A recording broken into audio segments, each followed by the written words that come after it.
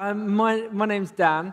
I'm a curate here at HTBB. I'm ordained minister, assisting Miles. I studied music originally, music composition, and then worked in kind of media for a few years before coming on at Alpha. And there I looked after quite a few of our media projects, a lot of our online stuff, and was part of a team tasked 2 years ago called Alpha Innovation, looking at everything we were doing, from branding to our websites to our kind of pipeline, how we get the stuff that's being made in offices all around the world to people who are running Alpha kind of on the ground. And I've been asked today to share on how to communicate vision with media. And if you want, you can follow me on social media. I'm just Dan Millest, and there's some examples of my work which you might find interesting. But what we're going to do today is we're going to kind of split it in half. We're going to start with the how to communicate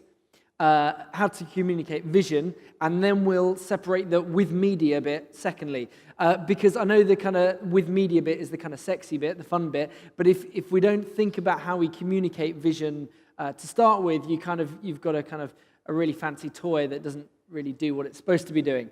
And part of the reason we're going to do that is because we communicate vision because we want people to change. We want people to change their behavior. We want to change the way they think and the way they act. And the way we do that is through communication. And media offers us a kind of unexplored, uncharted territory that we're kind of stepping into in this 21st century. So to start, and there's going to be 3 sections to this. So we're going to start just by thinking about why we use media. We're then going to look at how we communicate generally, and then we're just going to go through an overview of kind of social media, websites, and kind of everything we've been trying to do here at HTBB. So I suppose to start with the question, why social media? Why engage with this at all? I think there seems to be kind of a general air of negativity sometimes around social media. I saw a tweet the other day that said, "Why don't you get off Twitter and get praying?" Now, apart from the irony of being told off for using Twitter via Twitter, I think it kind of shows that people just see social media as a kind of a leisure time activity, as something that is kind of you do in your spare time, rather, it's kind of a waste or something like that. And I think my starting point is that social media, everything that's happened in the last few years is not a fad. I had a friend I used to work with who just like, "Oh, Facebook's a fad." I kind of like, and it may be that Facebook dies out and something else takes its place, but social media is not a fad. It has changed the way we communicate, irreversibly. Ken Costa, who's the chair of Alpha International, speaks about the smartphone. He says, look, the way young people use a smartphone is not functional, it's ontological. And what he means by that is that the smartphone doesn't just allow the youth of today to do what they were doing before, but in a slightly quicker or different way. It has changed the way that they be, the way that they are themselves, in the way that they share and communicate with others. Media has the power to change, almost anything. It has the power to change culture. The Arab Spring was tweeted rather than televised. There are children in Egypt that are being named Facebook. Now, it's a girl's name, if you were wondering or interested. It's Facebook Jamal Ibrahim. It has the power to change relationships. Back home in the UK, where I'm from, 1 in 5 married couples last year met online, which is the same amount that met through other friends. Online relationships are real relationships. It has the power to change commerce. A few years ago, we saw this. Kodak. It was a 100-year-old company, 20,000 employees worldwide, and went bankrupt. Pretty much the same month or a month later, Instagram, which at the time was 2 years old, had 13 employees, but 30 million users around the world, was sold for $1 billion. We're seeing it transform. It has the power to transform teaching. I'd really recommend you check out the Khan Academy. The Khan Academy's story is, there was a guy called Salman Khan. He was tutoring his nephews via Skype for their maths classes, and one week he couldn't do it. So he made a YouTube video. And what he discovered is they preferred the YouTube video to him live. And what he discovered why was because they could each go at their own pace. And if they didn't understand something, they could rewind it and go over without feeling like they were wasting his time. So he started making these maths videos, and they went viral. They became popular. And you can now, and he quit his job and set up the Khan Academy. In the maths sphere, you can do from basic arithmetic all the way to advanced degree level maths through his little YouTube videos. And at the end of each video, he's written a little program that generates questions so you can test if you've learned what he's taught. But this is impacting schools and teaching. Some schools have started using the Khan Academy, and what they do is now the children are set for homework, the lesson that they would have done in the classroom, and then they come back to the classroom to do what they once would have done for homework. And so they get their lesson at home via video, and in the class they can do the work, which means every kid can go at their own pace. They've got a teacher there to help them when they don't understand, and even better, when a kid doesn't understand, they can find the kid that's 2 lessons on to come and teach the kid that's 2 lessons behind. So social media and media is transforming everything. It's transforming education. It's also transforming the way that we do church. In the Reformation, the dominant new media was the printing press. Now, ordinary people had access to the Bible, to the scriptures, to theology, which they didn't before. Here's Genesis chapter 1 in Gutenberg's Bible, the first book ever to be mass published. Did that have an impact on the way we did church? Well, Shane Hipster argues this. He says in the medieval period, there were no seats. People just stood around churches.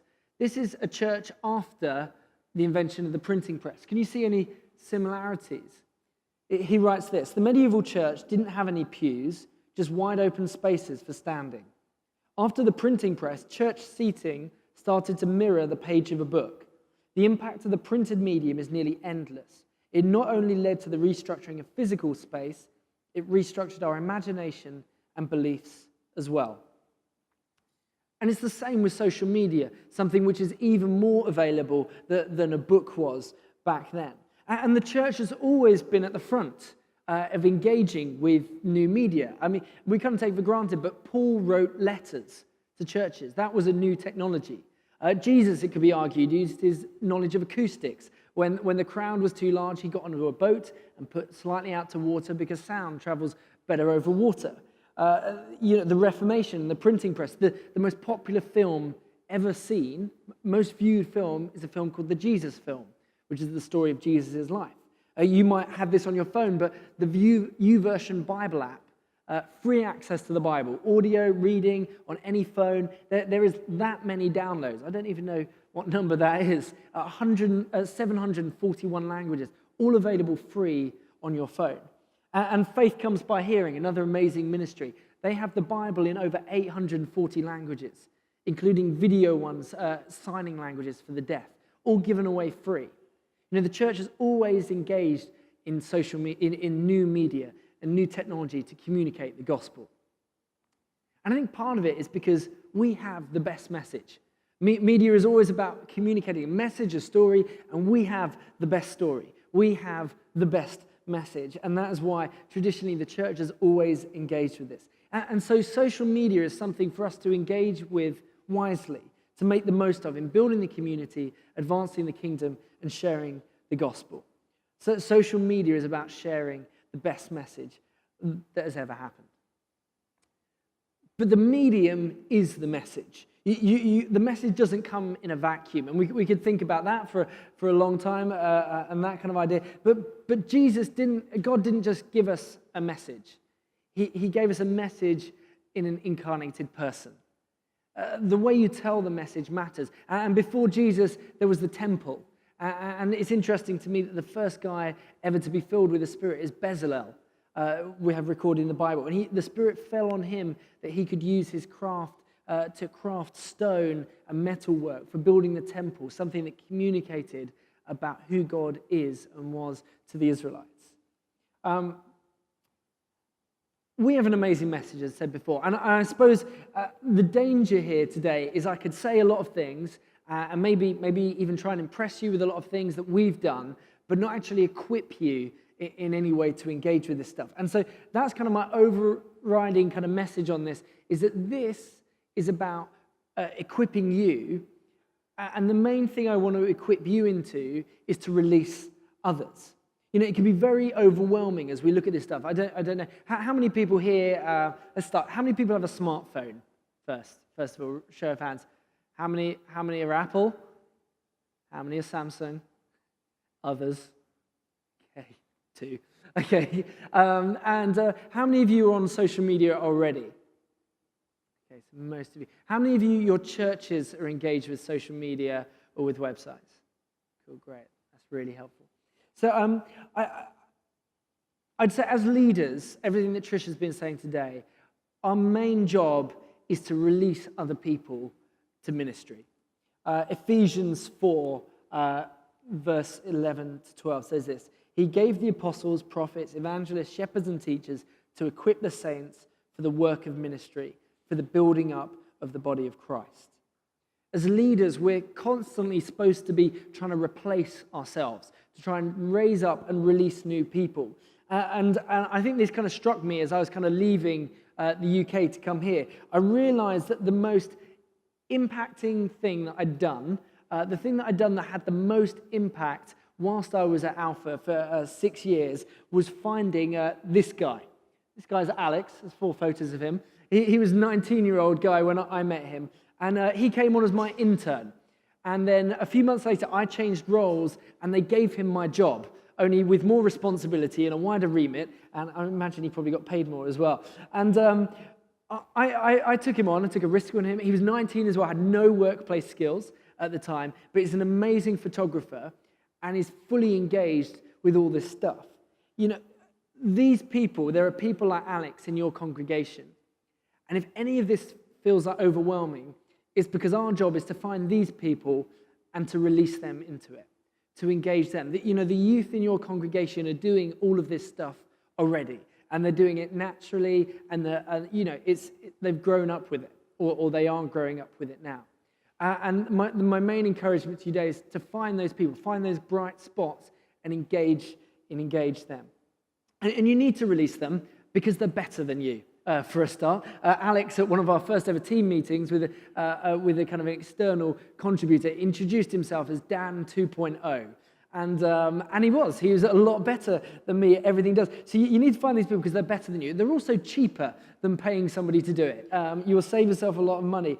And also they have a lot more influence than you will. And we're doing this stuff. I'm 28. But I'm already finding that I can't keep up with things. So we are releasing other people. Nearly everything we are doing with media in the church, we are releasing other people to do, because I don't want to be the bottleneck, like Tricia was saying. We saw the power of this quite powerfully a while ago. As Alpha, we decided to make a video with a guy called Charlie Mackesy. He sometimes mumbles a little bit, so I hope you can understand this video. But we made this video to engage with people.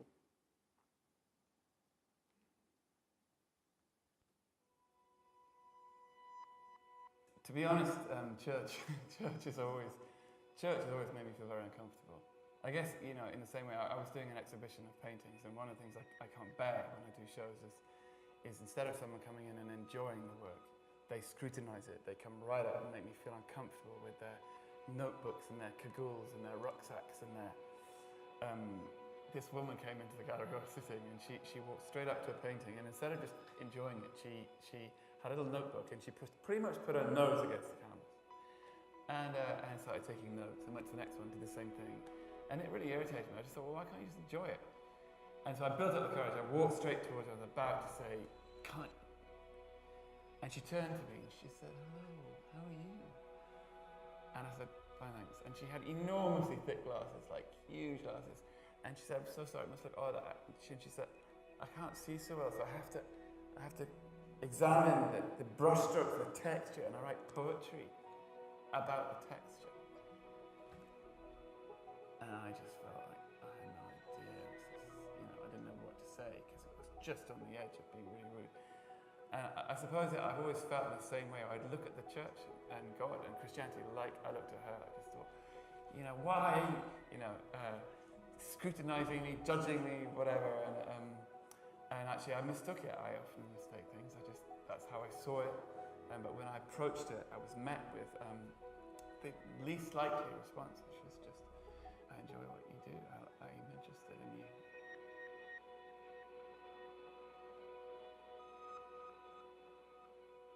So we made that video and we put it out. And the idea was that people would be able to share it with their friends, and it'd be a way of engaging with people to kind of raise up the kind of profile of Alpha to then be able to raise questions to then invite people. A few weeks later, we suddenly discovered this. This didn't come, nothing to do with us.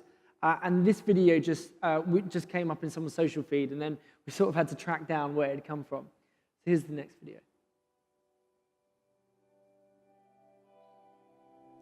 Hi, I'm John. I'm a third-year fine artist here at Falmouth School of Art. From a painter's perspective, I feel that my relationship with God and my understanding of who Jesus is, it affects the way that I see the world. As a painter, you're constantly looking at things, constantly observing and sort of rethinking and then responding, as in making work. But with the knowledge of everything of who Jesus was and is today, it completely reshapes that. It means that the world does have a narrative. It means that the world does have meaning, that there is purpose, that there is value.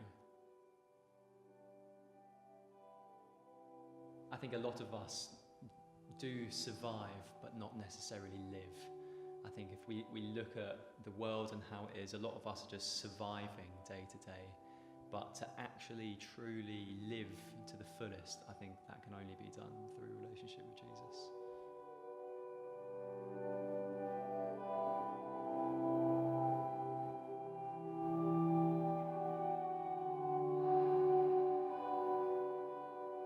So that second video was just made by a group of students at Falmouth University.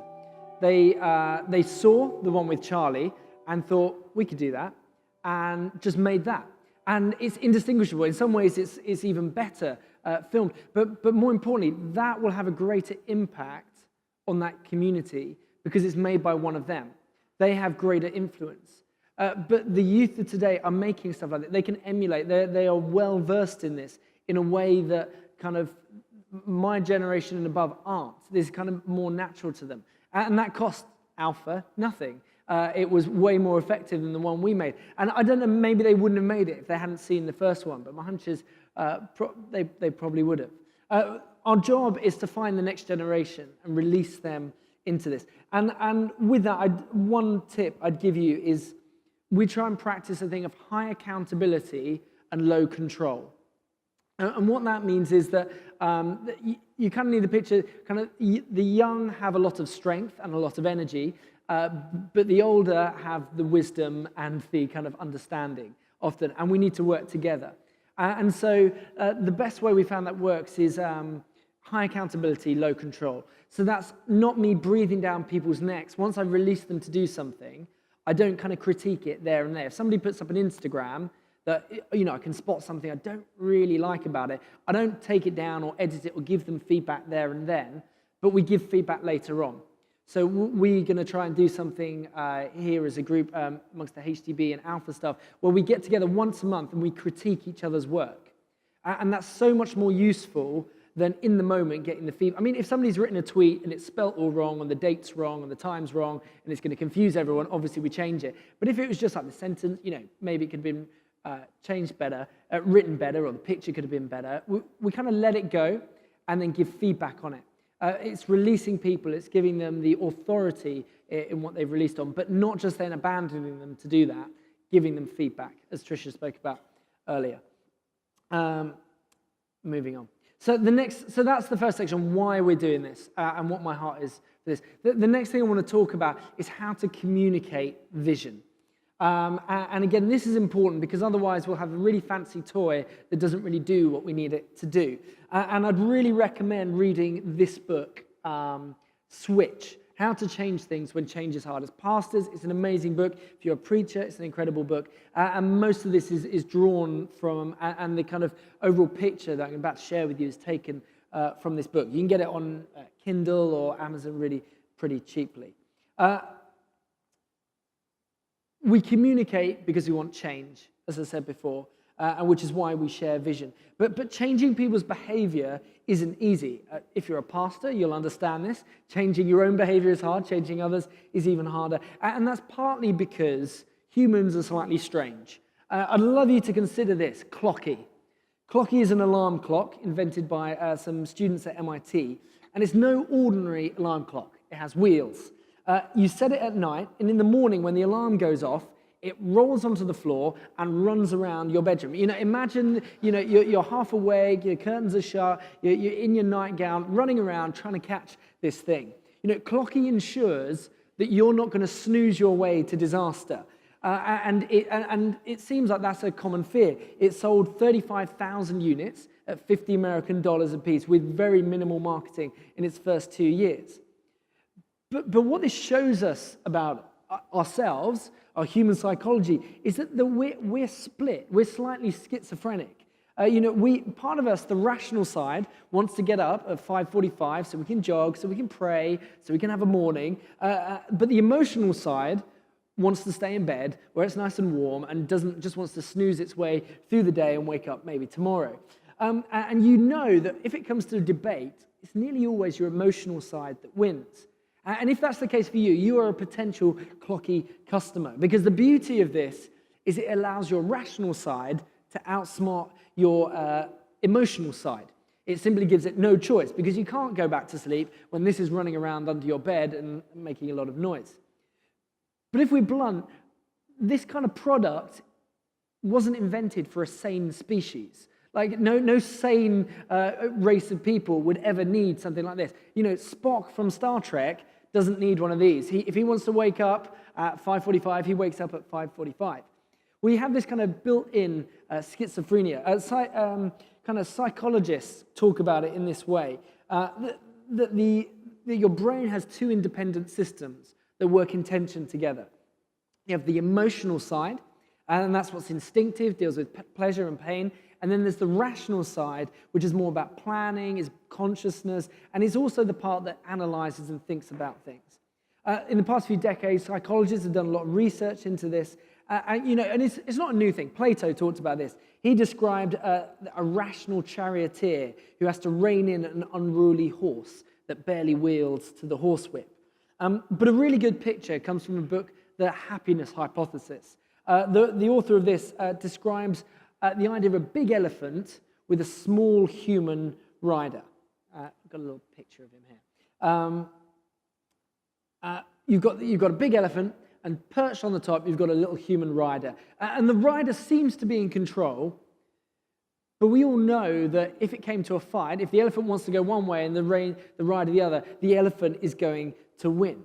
And most of us are, familiar with that. Our emotional elephants overpower our rational riders. If you've ever overslept in, if you've ever procrastinated, if you ever tried giving up smoking or stopped practicing the piano, the weakness of the elephant is kind of obvious.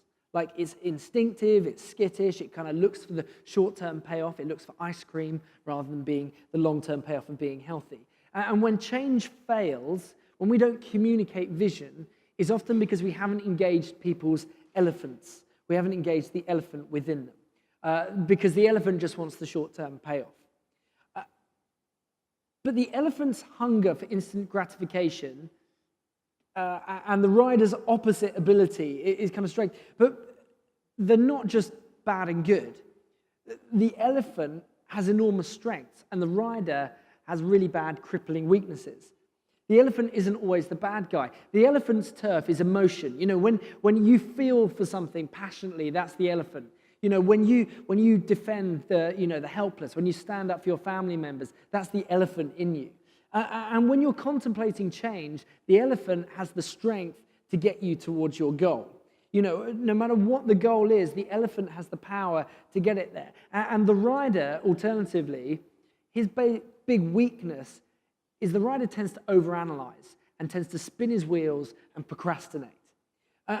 Chances are you know this. When you spend 20 minutes just trying to decide where you're going to go and eat, or 50 minutes deciding what you're going to watch on the movie channel.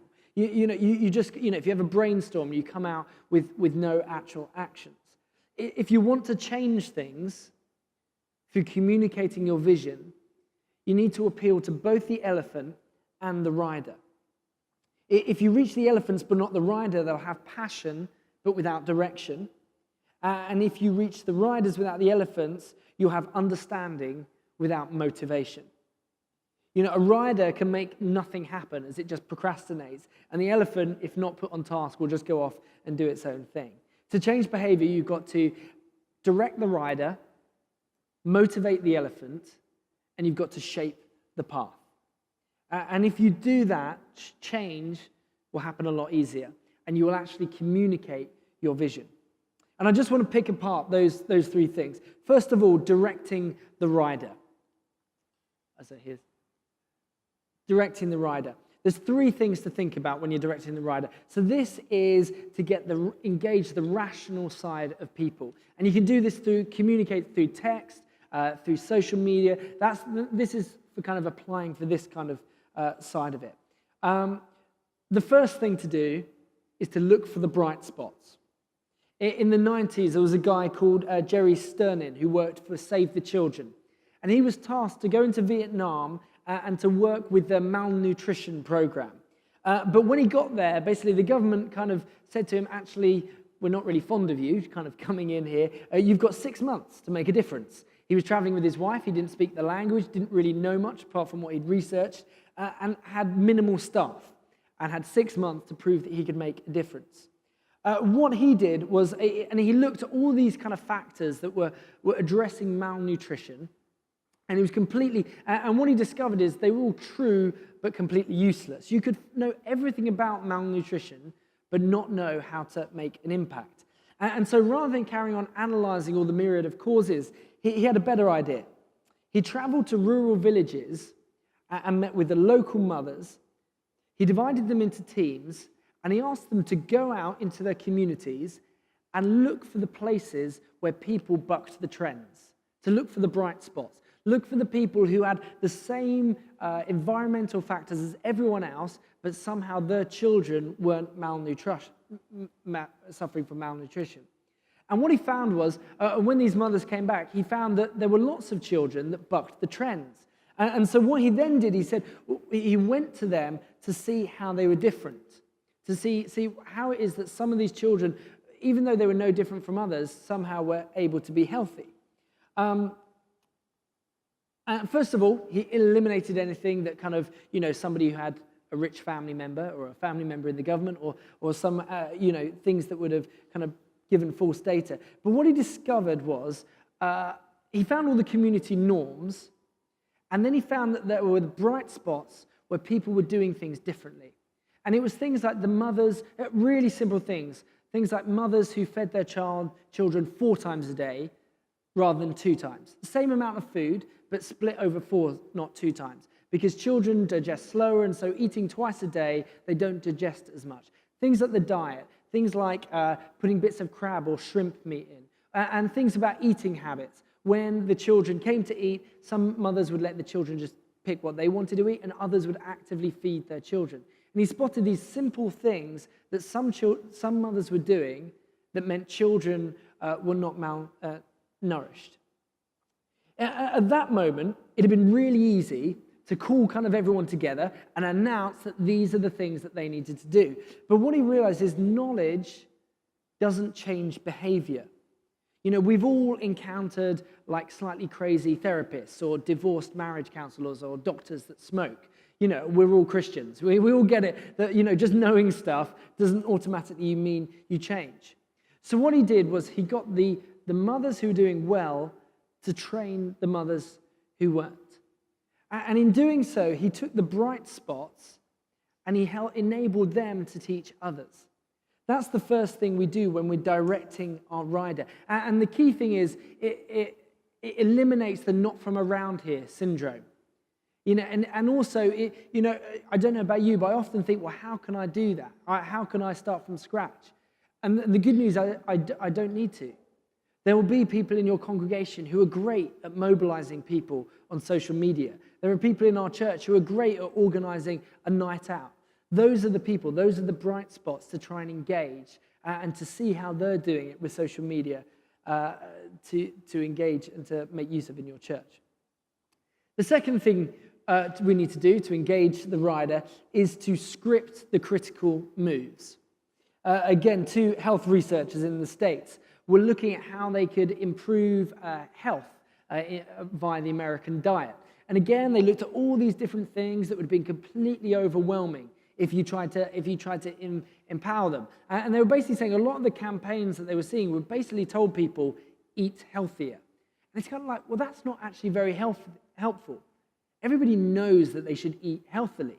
That kind of, you don't need to engage the elephant when it comes to health. Everyone wants to be well. But it completely fails to engage the rider. And so what they noticed is that nearly all Americans drink milk. I know it's a bit different here, but nearly all Americans drink milk.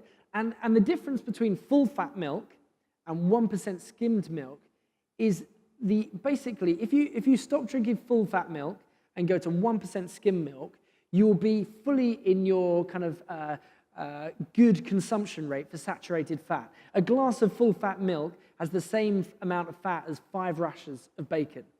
And so what they realize is this isn't kind of a behavioral problem, this is a purchasing problem. And basically, rather than trying to go to Americans and say you need to eat healthier, all they needed to do was in the supermarket, get them to stop buying full-fat milk and get them to buy 1% milk.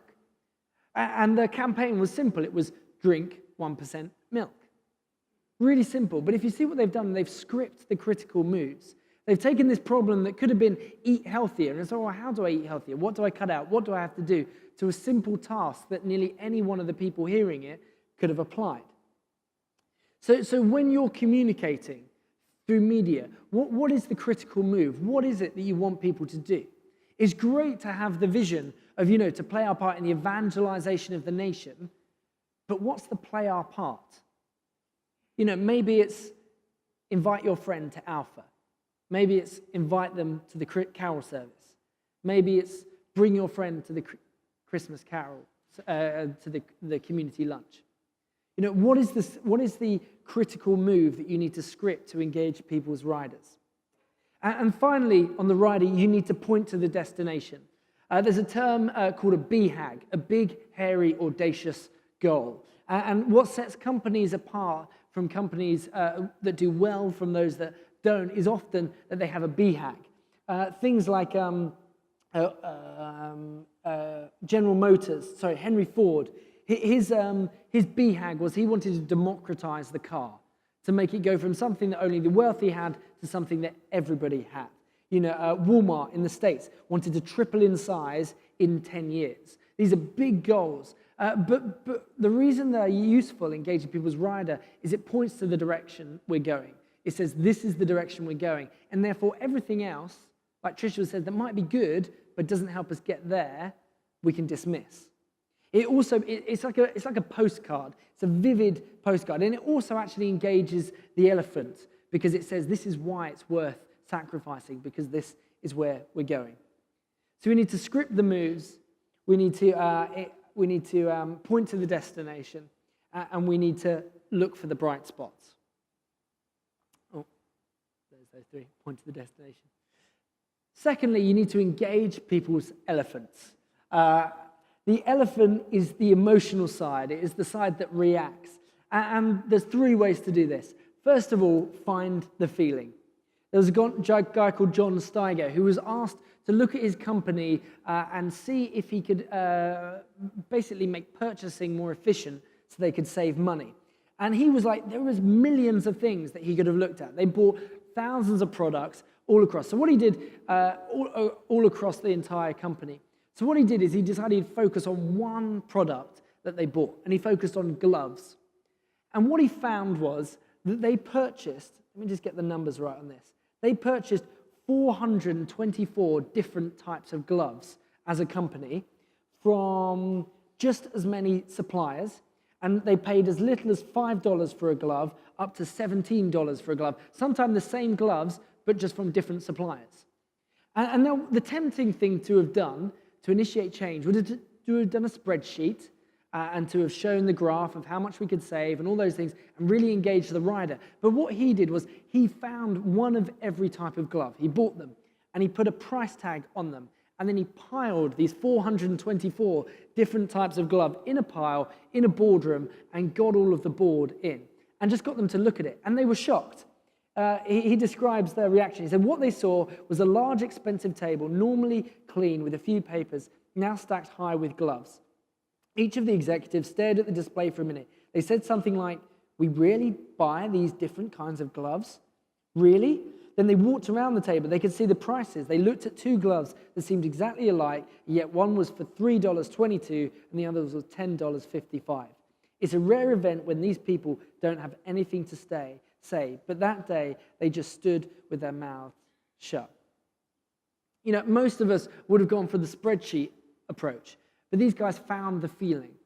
Social media is so easy to find people's feelings because there's so much going on that's visual. You know, the elephant responds visually. Instagram, Twitter, Facebook are all very visual alongside the words. How can you find the feeling and engage people? Secondly, shrink the change. There's a debt counseling technique where a debt counselor will get people into the room and ask them to order all of their debts from largest to smallest and to label them all. And then rather than going for the ones that have the highest interest rate, he'll get them to start paying off the smallest debts. And in some ways, it doesn't make sense mathematically, because if you've got a student loan with a 20% or some crazy credit card loan with 20% interest, it'd make more sense mathematically to pay that off than your gas bill, which has very low rate of interest. But what he said is most people get into a debt not because they've got bad maths, but because they've got bad motivation. And so this kind of debt counseling technique gets people to pay off the smaller debts first, because he knows as they cross those off the list, they will build motivation. It engages their elephant so that they are more likely to keep on going. You know, if you start a diet and you lose some weight in the first week, you are more likely to carry on than if it takes you 6 weeks to get anywhere. I had my first ever fencing class once when I was at school, and the teacher said, you know, normally we'd spend a term just on the footwork, but he said, I know you're all here because you just want to hit each other. Like, it's really true. You know, you can see it in Paul in the scriptures. You know, he doesn't just say, you know, be holy. He kind of, you know, he says, you know, put off, put on in Colossians. He says, put off the old self, put on the new.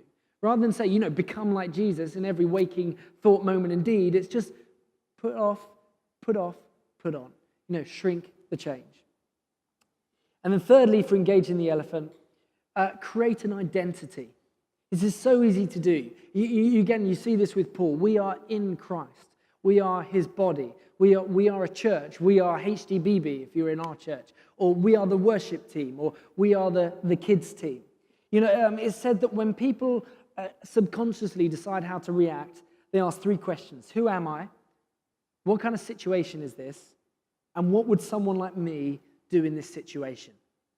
Creating an identity means that people will start to react in a way that moves them towards your vision.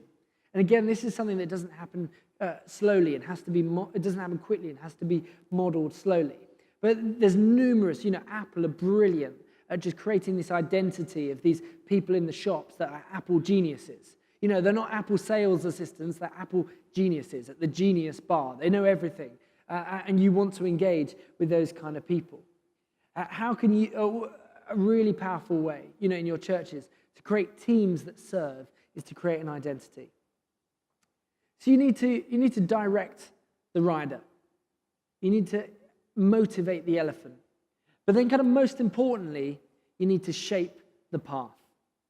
You know, when someone cuts you up in traffic, you don't often go, oh gosh, I wonder what's happened today in his day that's caused him to react like that. No, you normally think, you're a jerk, why have you cut me up? But if you do the same kind of driving to somebody else, it's never just because you're a bad driver, it's always because there's a reason.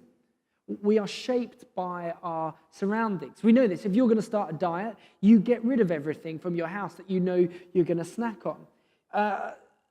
Shaping the path is key. The first thing to do is tweak the environment. You know, if you want to go on a diet, one of the simplest things to do, they say, is get smaller plates. use your salad plates instead of a bigger plate, because it feels like it's morally wrong not to fill a plate with food when you're serving out. And we all want to finish the plate. It's a simple thing, but it makes a big difference. We try and play games with ourselves. We try and nudge ourselves. I know of a guy who puts his jogging clothes out on his bed, so the next morning when he wakes up, it's that little bit easier to go for a run. Same with Clocky. You're kind of tweaking the environment to make change more likely. Second of all, you can build habits. I mean, we're all about this, training with spiritual disciplines. But think of the difference between saying to somebody, brush your teeth every morning at 7 a.m. and 10 a.m., and the difference between that and saying, when you wake up and when you go to bed, brush your teeth. The first one isn't that useful because you go to bed at different times. Maybe you're not in at 10 o'clock, or maybe you're not up at 7 o'clock. But you've kind of built a trigger that builds a habit. You said when you go to bed, before you do that, you brush your teeth. It's building habits. What ways through social media can you build habits to get people to engage with your vision? Every level, from the kind of brushing your teeth to aeroplane pilots, have a checklist to check. It's a habit that they have. When they land a plane and when they take off, they have to go through a checklist. They do it every time. Every day they land, they take off, but they have to go through this checklist. It's so successful at decreasing risks that surgeons now have checklists to remind them not to leave scissors inside people when they sew them back up and things like that. It's obvious, but building habits through checklists, through other things, is a brilliant way of bringing about change. And finally, rally the herd. Behavior is contagious. Social media is so easy to show other people, and I'll give some examples in a minute.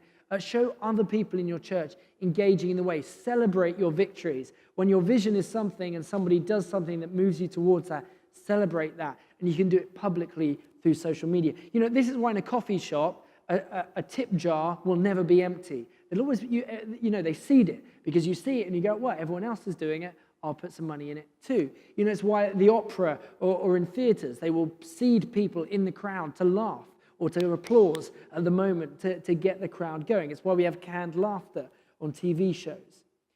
Hotels have those signs that say, it's good for the environment if you reuse the towel. It's just saying, look, everyone else is doing this. Most of our guests do this, so should you. And social media is an easy way to rally the herd. So in conclusion for this section, for something to change, people need to start acting differently. And maybe it's you, or maybe it's your team, maybe it's your congregation. But each team has an emotional elephant, a rational rider, and you've got to reach both of those. You've also got to shape the path. You've got to direct the rider, motivate the elephant, and shape the path. And if you don't do this, it's easy to make people feel guilty. I've noticed this in preaching. It's very easy to say this is what you should do without saying this is how you should do it. Most of us know we should be more holy. And just look at Paul. Paul is the most genius communicator. He doesn't just say to people, be holy. He says, flee sexual immorality. He kind of scripts the critical moves. So that's how to communicate vision. But how do we do that with media? And what I kind of want to do is just take you through what we've done. I'll just share with you kind of where we're at. And this is quite a few years of getting it wrong and still not having it right yet. And social media moves so quickly, we're always trying to keep up. First of all, websites. It's really good to have, the Bishop of London said to us in his quite flowery way that he does, he says, if one does not take one's website seriously, one misses a very important opportunity. And it's really true. Most people outside the church will come to your website first in trying to find you. This is the company we use for making our websites. This was the difference between spending, I can't do the conversion quick enough, 4,000 English pounds on a website, getting it made, and spending £50 a year on having a website. Squarespace is brilliant. Our website's built through it. The most brilliant thing about it is it's responsive. So you build one website, and it works for tablet, and it works for mobile phone as well. It does it all for you. Squarespace is brilliant. It's pretty cheap. There's charity rates. There are other companies that are great, but I just like these. They've got a really easy way of interfacing with it, and it's really quick to learn. One of the youth in your church, all the tutorials online, it's very visual, it's drag and drop, it's moving things around, but you can very easily build a website through it.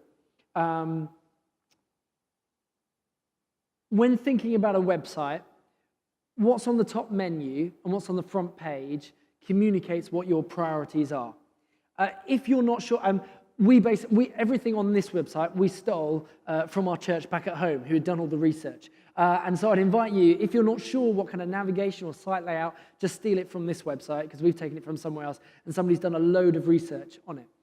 What you need to do in making a website is, first of all, you need to decide what your purpose is. If you don't know what your purpose is, you won't be able to decide what goes on and what doesn't go on the website, and what gets prominence. Once you know what it is you're trying to communicate, you need to work out who you're communicating to. And what we would have done, what we've done is we create those characters. We give them name. We say that they are Simon, and he's 24, he lives in this place, he dresses this way, he listens to this music. And it means that everything we're doing, we're thinking, does that speak to that person? And it means that we're saying, does that speak to them in the language that they're speaking in? You know, the websites we used to have as a church was very much organized as we were as an organization, which is great for us, but made no sense to anyone outside of it. The menus we've picked up here, we think really speak in the way that the users are thinking. When people come to, we did a lot of research on it, and when people come to our website, this is the language, this is the words that they are thinking and looking for when they come. Think about your user journey. You know, is David wants to do this because of this. So David wants to find out what time the service is so that he can arrive on time. And then we came up with lists of those questions, and then we asked themselves that of the website. David wants to do, our user wants to do this, does that work? Does that happen? Probably haven't got time, but Lidl's, a shop in the UK, did a joke. One of the rivals tried to price match, and so they did this joke saying, you know, if you want to get the same price at Morrison's you do get to Lidl. You go to Morrison's website, you find their loyalty card scheme, you set up an account, you give a passport, you hand over some minor details, and you go through all of that list to match their price, or you can go to Lidl's. You know, that's the kind of thing. You're thinking about the user journey. You know, I was looking for an alpha for a church in the UK for one of my family members to go. And I know they run it, but I couldn't find it on the website. And it took me 5 minutes to search for it. You know, it's like, what are your users looking for, and how easy is it to find them? Here are our priorities. So our top menu bar is this. First of all, we want to engage with new potential members of the church. So our top menu is I'm new. We then want to connect new members, and we want to connect our existing members. So that's the next menu item. We then have media that we produce a lot of, so we want to push that out, and a lot of people come to us for media.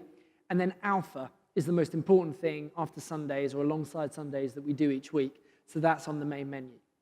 Everything else on that page is Instagram images from our community. And what we're trying to say in that is that this isn't about what me and Miles do. This is about what you guys are doing. This is about what you as the church are doing and bringing. I'll go through this next bit. We then have these questions. This is Alpha's brand values. So if you don't have your own, you can steal these and adapt them. There's another great book called Steal Like an Artist. Steal Like an Artist, another great book I'd really recommend reading for any of this. But we ask ourselves these questions with anything we do. Is it bold? Is it beautiful? By beautiful, we mean the Greek word kalos, which kind of means, is it finished? Is it balanced? Is it something we're proud of? Is it emotive? Is it simple? You know, is it simple? Is it iPhone's 5 physical buttons, or is it BlackBerry's 56 physical buttons on a phone? You know, and does it have integrity? Is this actually who we are? You know, and we use that to guide what we put up, what we're doing. And when we come to our crit sessions once a month, those are the questions we ask about our Instagrams, about our tweets. You know, Does this give a false impression of the church? Does it have integrity? No. Is it emotive? Is it, things like that. And in that, the integrity one is key, because I'd say a lower quality photo taken by one of your church members is way better than one you found of somebody online, of somebody jumping with their arms up in the air in front of a sunset. Like, it just has so much more integrity, and that's what people are looking for in social media. So that's websites. Next, social media. These are kind of the 4 big ones at the moment, but they're constantly changing. Snapchat is on the rise. There's new and different ones, all the time. It doesn't make sense to be working with social media for your church if you're not doing it yourself. And so I'd say get involved in social media if you're not. You need a smartphone to engage with it properly, but you can get cheap smartphones. You don't need all bells and whistles. And use it as you want to use it. Don't feel you need to use it in a certain way. Use it as feels comfortable for you in a natural way. But find a way to integrate it in your life. As I said at the beginning, the phone isn't functional, it's ontological. This is about engaging with a way of life. Bishop Moon Hing, he had a hard and fast rule a few years ago when he decided he was going to engage. He said, no more letters. I'm not writing any more letters to any of the clergy. You all have to get email accounts, and I'm only emailing you from now on. Maybe you need a black and white rule for that for yourself. A guy who's interning with us, I've banned his paper diary. I've said no paper. It took me 2 weeks to prise it off him, but no paper diary. He has to use the diary on his phone because it's more reliable. This was a guide for pastors using social media.